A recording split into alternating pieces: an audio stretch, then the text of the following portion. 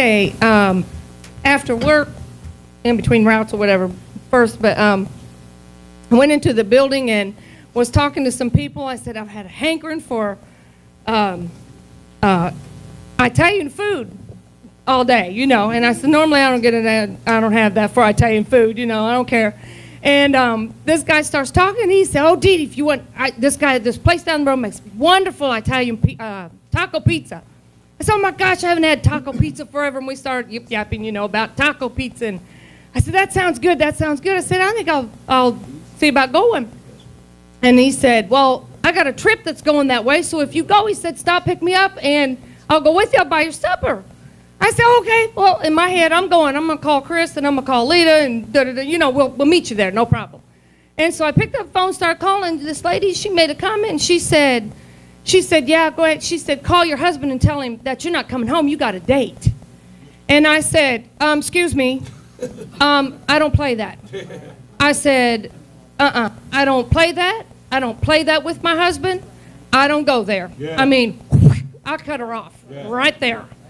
And I said, no, ma'am. And I looked at him, and he didn't like the comment she made either. And because he's a friend, I mean, you know. And so anyway, so I went ahead and called. Later, I called Chris and said, you know, you want to meet me? Let's go. We'll go for pizza, blah, blah, blah. And he said, you know, he said, I've been on 10-hour days. I really don't feel like going. He said, but, you know, I trust you. If you want to go ahead and go and have supper with, you know, that's fine. And I said, oh, no. I have been taught better than that. God has dealt with me better than that. I said, I will not allow my good to be evil spoken of. And I said, I know that I could go. I could be okay because I know that this guy, he happily married, blah, blah, blah. I said, but after that, I said, no way. I said, absolutely not. And I said, I will be coming home right after my route. But I appreciate God for that because I know a long time ago how God began to deal with me about protecting my marriage and how he began to put a hedge around my marriage by the things that I spoke and the things that I could create. You know, a long time ago, I used to tell Chris, it don't matter, you know, whatever. If you don't like it, I mean, there, you know. My mom and daddy used to do the same thing. They were married 40 years, got divorced, ended up getting married again. But that's the stuff that created that situation. After 40 years of marriage, they got divorced because too many times he said, if you don't like it, there's the door. Yeah. And when God began to deal with me about that, them 70 miles, Brother Adams, in between Middlebury and Benton Harbor, I'm telling you, God will work on me. How you talk about him, what you say about him, what you gonna talk him up or you gonna talk him down. And I remember one time when the Lord made it so obvious to him because I had been practicing because I had to retrain my brain of things of how I was taught to say things, you know, and just look at the negative. And I didn't see how much of a wonderful husband that I had, you know, and how, that God had given me.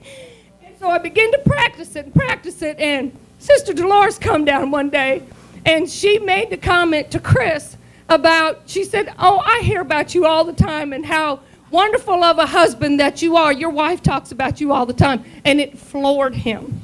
And it floored him. And I said, that's because God has shown me that. God has given me that. And I'm telling you, I appreciate the Lord because of those kind of messages that come from that pulpit that says, I'm not my own, and I know how to talk. I've been taught how to say things right, how to create that atmosphere, how to do those things. So I just appreciate the Lord. I just felt to share that because I said, oh, no, lady, I don't even go. You can ask anybody. I don't play that. I don't play about divorce. I don't joke about those things. I don't joke about you leaving me. And when God dealt with me that day, I had to go home, and I had to sit down, and I apologized to my husband.